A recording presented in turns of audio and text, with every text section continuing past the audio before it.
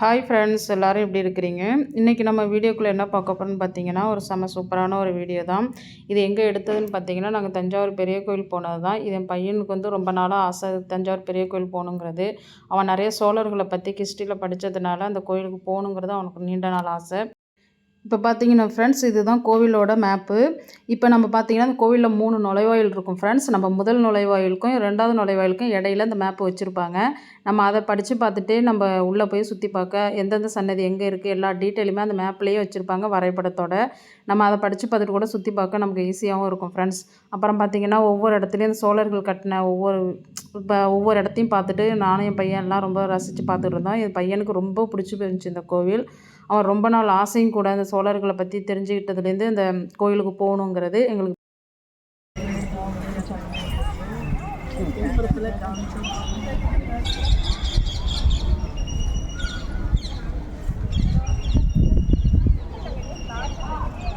இந்த சிலை எங்கே இருக்குன்னு தெரியல, அதெல்லாம் உள்ள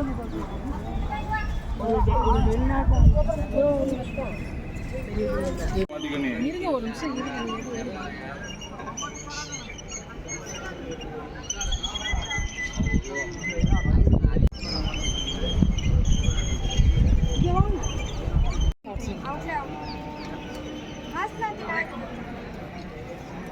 मंदी आवत थी आंटी ने हमें 4 जन उतरा था इकडे ऑपोजिट एक खड़ा हुई இதான் ஃப்ரெண்ட்ஸ் அந்த கோயிலோட கொடிமரம் பாருங்கள், என்ன அழகாக செம்ம சூப்பராக இருக்குது பாருங்கள். பார்க்குறதுக்கே அவ்வளோ அழகாக இருந்துச்சு ஃப்ரெண்ட்ஸ். அது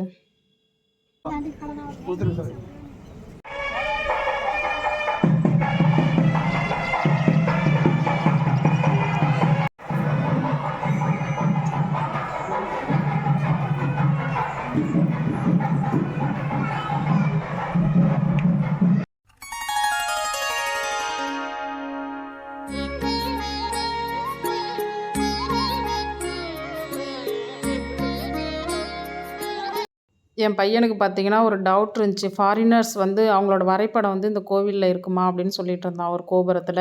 ஆனால் அது எந்த இடத்துல இருக்குங்கிறத அவனால் கண்டுபிடிக்க முடியல. அங்கே ஒருத்தர் வாட்ச்மேன் வேலை பார்க்குறாராம் ரொம்ப வருஷமாக. அவர் நிறைய இந்த கோவிலை பற்றி நிறைய டீட்டெயில் விளக்கங்கள் நிறைய சூப்பராக சொன்னார். அவர் தான் எங்களை அழைச்சிக்கிட்டு போயிட்டுருக்காரு. அது எங்கே இருக்குது வாங்க நான் காட்டுறேன் அப்படின்னு சொல்லிட்டு. இப்போ அவர் கூட தான் நாங்கள் போயிட்டுருக்குறோம். அவர் நிறைய கோவிலை பற்றி நிறைய டீட்டெயிலும் சொல்லியிருந்தார் ஃப்ரெண்ட்ஸ். வாங்க நான் உங்களுக்கு காட்டுறேன்.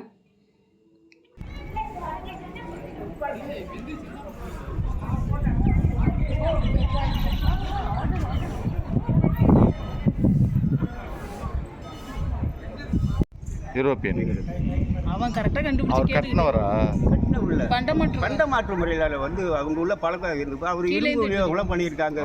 அந்த காலத்தில் வந்து அவருடைய ஞாபகார்த்தமாக வந்து அந்த தலையை அந்த கட்டை மட்டும் செஞ்சு வச்சிருக்காங்க. அந்த லேடி யாருன்னு சொல்றீங்க? அது அவங்க ஃபாரினர்ஸ். European foreigners. இது எங்கள்கிட்ட ஏன் செய்யல.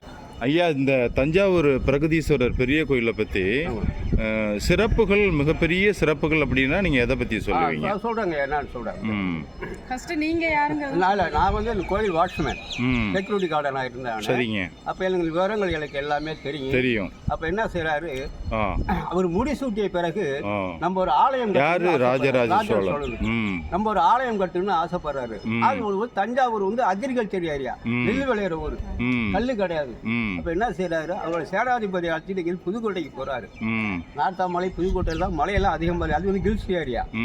அப்ப என்ன செய்யறாரு, அங்க மலையை உடைச்சு 60 மைல் இங்க இருந்து யானையில கல்லை கட்டி கொண்டுட்டு வர்றாரு. 2 யானைகளுக்கு 2 யானை புஷ் பைப்பு கொண்டாந்து ஃபர்ஸ்ட் கல்லெல்லாம் வச்சுக்கிறாரு. வச்சுட்டு என்ன செய்யறாரு, அசுவரம் கீழே தோன்றாரு. பெரிய உயரமான கோயில், கருங்கல்லாலே கட்டப்பட்ட கோயில் வந்து அசுவரம் வெறும் 6 அடி தான். 6 அடி தான் அஸ்திவாரம். நம்ம வீடு கட்டா 20 அடி தோன்றோம். ஜல்லி சிப்ஸி கிராவல் மிஸ் எல்லாம் போறோம். இது ஒரு சிறுவாய்ப்பு என்னன்னு கேட்டீங்கன்னா, அந்த 6 அடியிலே நிப்பாட்டிடுறாரு. அவர் நல்ல யோகத்தை பாருங்க. கீழேயும் மலை, கீழேயும் கருங்கல். இப்படி வெளியில போற பாத்தீங்கன்னா அந்த ஆறு ஒண்ணு போகும், புதாறு, அது வந்து வெள்ளப்பாறை, அதில் வந்து தண்ணி ஊறாது. அதனாலதான் சோழர் இந்த இடத்த தேர்வு பண்ணியிருக்காரு. அப்ப என்ன செய்யறாரு, ஒரு கல்லை கீழே இறக்குறாரு. ஹோல்ஸ் இன்டர்லாக்கிங், கல்லுலயே ஓட்ட போட்டு லாக்கன் சிஸ்டம், பாலன் ஜாக்கி, இந்த கல்ட்ட முடியுமா மூட்டை, அந்த மாதிரி அமைப்பிலே வந்து அப்படியே கோர்வையாக கொண்டுகிட்டு போகிறாரு. அப்போ என்ன செய்கிறாரு, இந்த கோயில் கட்டும்போது முதலடி ஸ்டெப் வைக்கிறாரு பார்த்தீங்களாங்க, சுற்றிலும் மண்மேடு போடுறாரு. இப்போ சாரமெல்லாம் போடுறவரை அப்போ சாரம் இதெல்லாம் ஒன்றுமே கிடையாது. இப்போ என்ன செய்கிறாரு, அடுத்த செகண்ட் ஸ்டெப் ஏற்றுறாரு. இது வந்து மொத்தம் 13 லேயரில் இருக்கும். அப்படியே 13 அடுக்குகள் அப்படியே மண்ணை போட்டு மூடியே கொழுப்புறாரு. ஆனால் நம்மளுக்கு வந்து கோயிலே தெரியாது, வெறும் மணல் தான் தெரியும் உங்களுக்கு நமக்கு. அப்போ என்ன செய்கிறாரு, இந்த 80 டன் அந்த கல்லையும் கொண்டு போய் 8 பீஸையும் கொண்டு போய் வச்சு விட்டு மேலே இருந்து ஒரு ஸ்கொயர் மண் எடுக்கிறாரு. அந்த மண்ணை அப்படியே ரிமூவ் பண்ணுறாரு. கீழே சிலை செஞ்சு மேலே கொண்டு போனால் டேமேஜ் ஆகிடும். இதில் எல்லாமே கருங்கல்ல உள்ள வச்சுக்கிறது. மேலே வந்து ஸ்டெக்கப் இருக்குது, சொத வேலை. மேலே வந்து சொத வேலை அதே சுண்ணாம்பு சார்ந்து வச்சு அரைச்சி சொத செஞ்சு மூடி இருக்காரு. கட்டிடக்கலையிலே பேர் போன ஒரு ராஜேஸ்வர் ரொம்ப திறமையான ஆகுது. 1004 ஆரம்பிச்சு 1010 முடிச்சிருக்காரு. 6 வருஷம் பில்டிங் கன்ஸ்ட்ரக்ஷன். 6 வருஷத்துல கன்ஸ்ட்ரக்ஷன் முடிச்சிட்டாரு. 6 வருஷம் முடிச்சிட்டாரு. அப்போ எவ்வளோ பணியாட்கள் வளர்த்து பெரிய விஷயம் தான். 6 வருஷத்தில் 6 வருஷம் கட்டியிருக்காரு. நம்மளே கட்டுறதுக்கு செங்கல் கிடைக்கும், சிமெண்ட் கிடைக்காது. சிமெண்ட் கிடைச்சா லேபர் கிடைக்க மாட்டான். அது மாதிரி செய்வோம். அதனால் வந்து இந்த பணியை விடாமல் தொடர்ந்தே இந்த 6 வருஷம் இந்த கோயிலை கட்டி முடிச்சிருக்காரு. இதில் வந்து மொத்தம் 13 நிலைகள் இருக்கும். வந்து இந்த மேலே உள்ள கல் ஒரே கல்லால் இருந்துன்னு சொல்கிறாங்களா, அதை பற்றி என்ன சிறப்பு? அதான் சொல்கிறாங்க, இது வந்து 8 கல். அது என்ன செய்கிறாங்க, கைக்கு உண்மையான வார்த்தை. அப்போ என்ன செய்கிறாரு, மேலே கலசம் ஒன்று வச்சு நம்ம வந்து வைக்கணும்னு அப்படி செய்கிறாரு. எங்கேயுமே இந்த கல்லெல்லாம் எங்கேருந்தியா கொண்டுட்டு வந்தாங்க? புதுக்கோட்டை, நார்த்தாமலை, திருமயம். ஏன்னா இங்கே மலையே இல்லை அப்படிங்கிற தஞ்சாவூர் நெல் விளையிறவர். இந்த இதெல்லாம் இங்கே கொண்டாங்கன்னா நம்ம இது திருவரம்புக்கு திருச்சிக்கு முன்னாடி வந்து அங்கே என்ன சிறு கல்லை உடைச்சி ஆற்றுல, காவிரி ஆற்றுல கல்லை கட்டி விடுறாரு. தேக்கு மரம் மேலே இருக்கும், கல் கீழே இருக்கும். தண்ணி வர விட தண்ணி அங்கே காவிரி ஆற்றுல வச்சுக்கிட்டு ஒவ்வொரு கல்லாக உறிச்சி கொண்டாந்து அப்புறம் அந்த கோயிலை கட்ட. ரைட்டுங்க ஐயா, ரொம்ப நன்றிங்க ஐயா, நல்லது. இதில் பாருங்கம்மா, இந்த உள்ள சாமி லிங்கத்தை பார்த்தீங்கல்ல, அந்த தண்ணி உள்ள அபிஷேகம் பண்ணி அந்த தண்ணி இதில் ஊற்றி இங்கே வந்து வாட்டர் ஒழுங்கு வந்து இவர் பேர் குண்டோதரன்னு பேர், சுமை தாங்கி. அது தாங்கிட்டுக்காரு பாருங்க.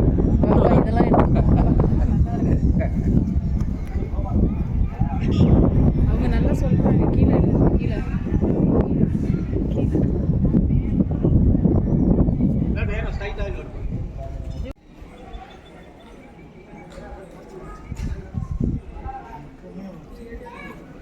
இது அப்படியே ஃபோட்டோவில் பார்க்குற மாதிரியே இருக்குமா? அப்படியே தான் இருக்கும். இதுதான் அப்படியே ஃபோட்டோவில் இருக்குது. அப்படியே வா.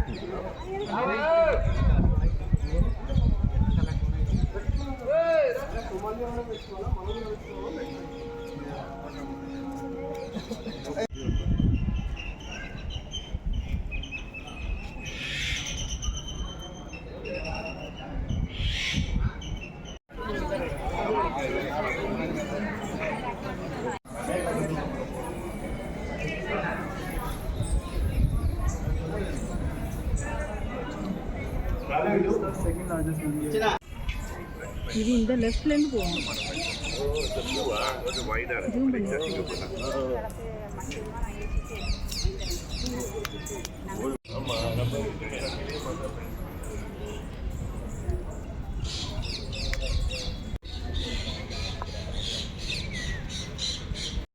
அங்கே கோயில் உள்ளே பார்த்தீங்கன்னா ஒரு இடத்துல ஃப்ரெண்ட்ஸ் கோவிலோட தோற்றம் அப்படியே அழகாக செஞ்சு மரத்தால் செஞ்சு அழகாக வச்சுருந்தாங்க. பார்த்தீங்கன்னா செம்ம சூப்பராக இருந்துச்சு. அந்த கோயிலோட என்ட்ரன்ஸ், அந்த நந்தி இருக்கிறது, அப்புறம் இந்த சாமி இருக்கிறது எல்லாமே அப்படியே அழகாக செம்ம சூப்பராக செஞ்சு வச்சுருந்தாங்க ஃப்ரெண்ட்ஸ். இதுதான் ஃப்ரெண்ட்ஸ் அந்த கோயிலோட அகழி. 4 பக்கமும் சுற்றி இருக்கும்ல அந்த அகழி இது. அப்புறம் அதெல்லாம் நல்லபடியாக சாமியெல்லாம் தரிசனம் பண்ணிவிட்டு கும்பிட்டுட்டு அப்புறம் வந்துட்டோம் வெளில. அப்புறம் பார்த்திங்கன்னா என் பையன் தலையாட்டி பொம்மை வாங்கி அவனை எனக்கு வேணும்னு சொன்னான். சரினா தலையாட்டி பொம்மை பார்க்கறதுக்காக போயிருந்தோம் வாங்கிறதுக்கு. வாங்க அப்படியே பார்க்கலாம் எப்படி இருக்குன்னு.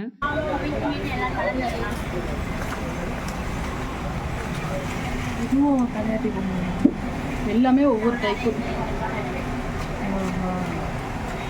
ஒவ்வொன்றும் ஒவ்வொரு டைப்பில் இருக்குது.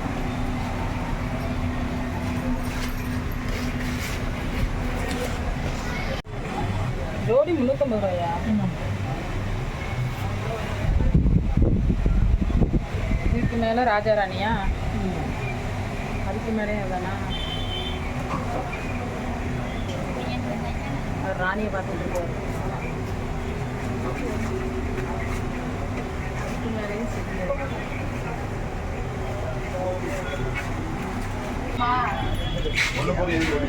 அது செட்டாக தான் வரும்.